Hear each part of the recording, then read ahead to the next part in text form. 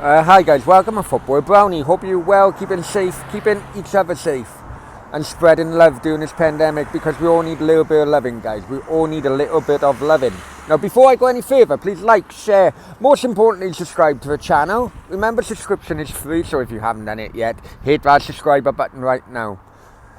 A Cardiff City video with a difference, really. A lot of sentiment involved, a lot of memories.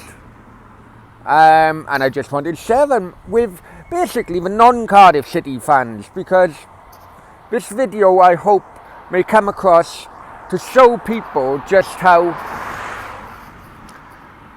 much of a close-knit community Cardiff City have been over the years with its supporters and with the coal mining industry, you know, the industrial area of South Wales. And over the years, going to a football on a Saturday afternoon was a lot of people's getaway from all the hardships in which they had during the working week, really. Okay, I'm standing now on Sloper Road. Now, many people won't know what Sloper Road is. Sloper Road is basically the road that takes you, well, what used to take you to the ground.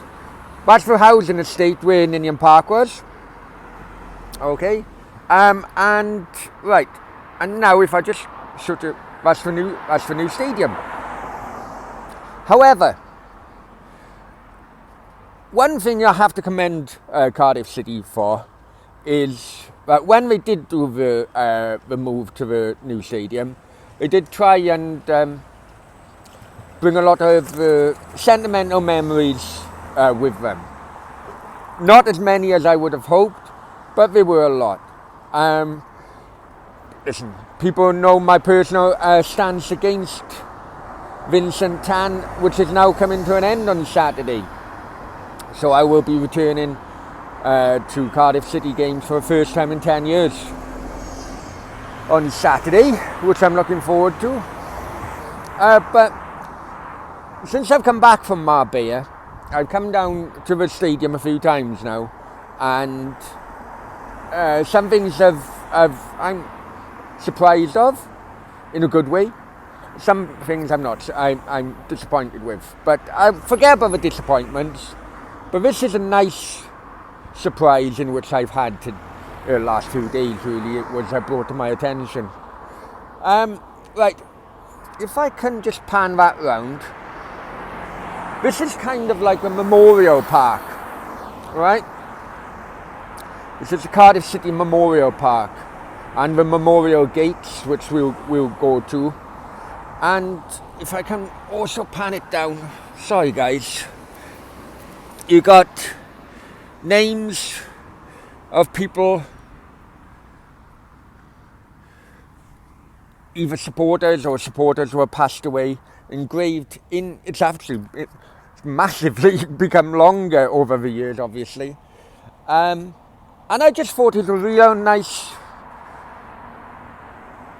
touch for the club and its supporters, obviously, in making sure this was still in good nick throughout the COVID period. Right, so I gotta walk backwards now for you lot. So, okay, we come into the memorial gates first, yeah? Okay, one side of the gate, there's a plaque, respectful memory of Jock Stein. Now, for people who are too young to remember, Jock Stein was a Scottish manager when Scotland played Wales in 1985 World Cup qualifier. And Scotland won that game. At the end of the game, Jock Stein had a heart attack and sadly passed away later on in hospital. Jock Stein was also a great club manager as well. So it says, sadly left football forever whilst managing Scotland, September 1985. And on the other side, there's a plaque for Eddie May, legendary manager. I loved him. he was basically the manager when I started following Cardiff properly in the early 90s. Eddie May from 45 to 2 ever in hearts, and that forever Cardiff City legend, and that famous chant, what's his name? Eddie May, Eddie May. We'll also go into the right, the gates are obviously open, but these are the gates from the old club. So they've been transferred over. Could do with a lick of paint, but you know what? Kind of like nostalgic that it hasn't been given a lick of paint. There you go, and there's the other one. So I don't know if they do close them or not. Also as well, which can surprise a lot of people actually, there's a plaque on the side. Memory of Simon Earnshaw. Now, Simon was... Now, this will surprise many of you, especially people who come from my kind of generation, which, you know, things going on off the pitch in the stands and so on, and outside the grounds was every match occurrence really. Simon was intelligence officer for Cardiff City, South Wales Police's intelligence officer. Now, many would have thought, what the hell, Cardiff fans remember, giving a police officer, some kind of credit. But Simon was different, in all fairness. Simon actually saved my ass quite a few times. He wasn't one of those officers who basically went by the book, basically because at the time there were allegations that police were conjuring up more trouble than what it actually was, simply because they wanted more money from the clubs. Clubs had to pay the police, remember, for officiating in games. If we had no police in the ground at that time, no games could go on. So it was kind of like the allegations were that the police were creating more of issues than what actually happened, so that the government couldn't see the figures. But Simon was different. Simon was just a normal guy. I say normal guy, he's a police officer, but he had a bit of empathy really towards fans. It just shows one story I can tell you about Simon. I was actually on my ban. Now, when my banning order, it was 3-year banning order, and I couldn't go within, I think it was 5 miles of Ninian Park it was then. 5 miles in Ninian Park while a game was going on. Well, one day, I had to get my groom outfit, from hiring shop, because I got married out in Miami. Picked it up in town, which was inside the 5-mile radius. That was on a Saturday. Cardiff were home.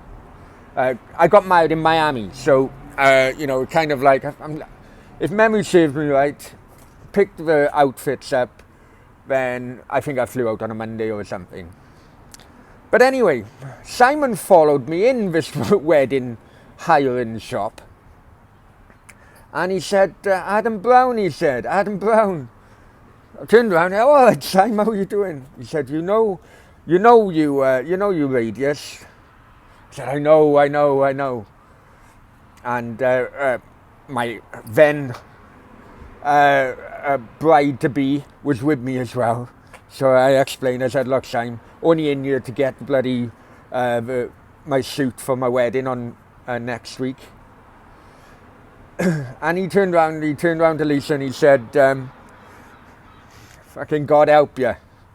And those fucking words are true, really, but that's another story. But it just shows how, if you have a normal police officer as your police intelligence officer, then communication between fans and police can be far, far better. Okay, we go back out here.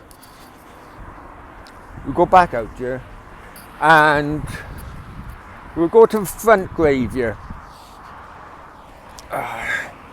Okay, it says this area is dedicated in memory of City fans whose time has passed. And down the bottom then, cherished memories of Frederick Charles Keener, Cardiff City Wales captain, died 1972. If you remember, Fred Keener was the captain of Cardiff City when they beat Arsenal in the FA Cup 1927. Then on the side of the commemorative wall, then you have more names of Cardiff City players and supporters who have passed away. It's a shame. I'm rubbish with names. Nicknames, no problem at all, but I really am rubbish with names. So I know a few of them, but I'm sure I would have known far more. And then, if I can pan it round, then it's, you know, I'm certain people have got a spot here as well, and it's really refreshing to see that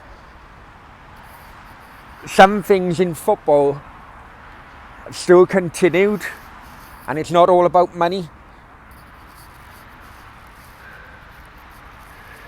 So I'm just going to end it here.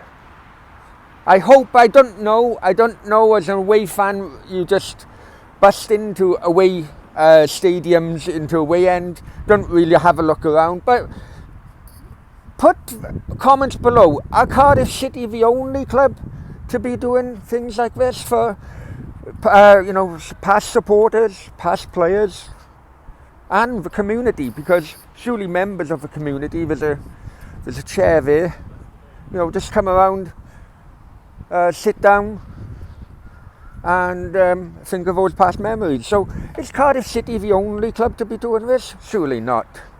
But let me know. And for once, I'm going to say well done Cardiff City. And well done to the supporters in keeping it tidy during COVID and so on. Okay, catch you later. Bye-bye.